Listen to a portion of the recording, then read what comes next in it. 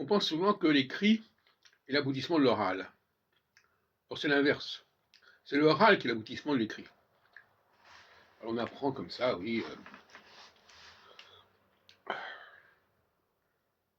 On a des choses écrites.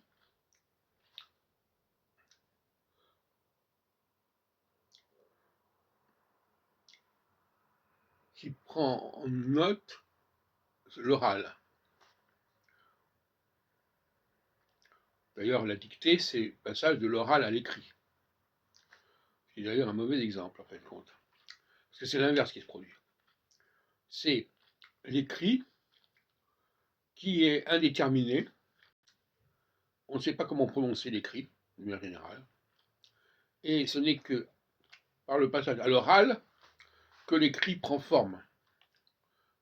L'écrit, c'est un peu, paradoxalement, l'informe. Et l'oral, c'est la forme. Certains pourraient croire le contraire.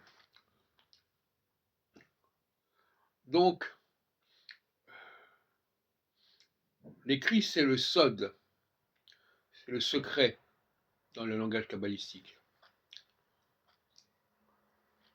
C'est-à-dire, c'est ce qui manque à la forme, à l'état premier, qui est chaotique, qui n'a pas de forme. Mais contrairement à ce qu'on pourrait croire, c'est l'écrit qui est l'informe. C'est l'écrit qui est l'indéterminé.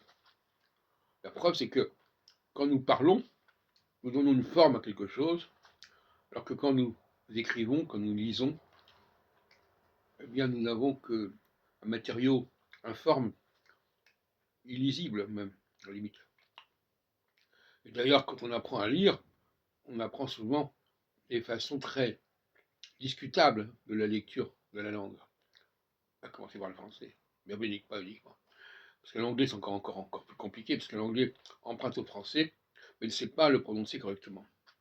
Donc là encore, il emprunte l'écrit français, il est souvent fidèle à l'orthographe du français, mais pas à l'oral du français. Comme tout à l'heure, j'ai parlé du mot saint, les saints, S-A-I-N-T-S, il emploie le mot saint exactement comme en français, il l'écrit exactement comme en français, mais il ne le prononce pas du tout comme en français. Au lieu de dire les saints, ils disent the saints. Hein, allez comprendre quelque chose. Donc, tout à l'heure, je parlais de l'informe qui précède la forme. Et bien là, l'écrit, c'est l'informe. C'est une forme très sauvage, finalement, qu'on ne contrôle pas, qu'on ne comprend pas bien. Et il faut qu'il y ait un passage vers l'oralité, vers le secret. Hein, de la même façon que, par exemple, le tétragramme en hébreu, on ne sait pas comment le prononcer, paraît-il. Parce que le tétragramme, c'est l'écrit.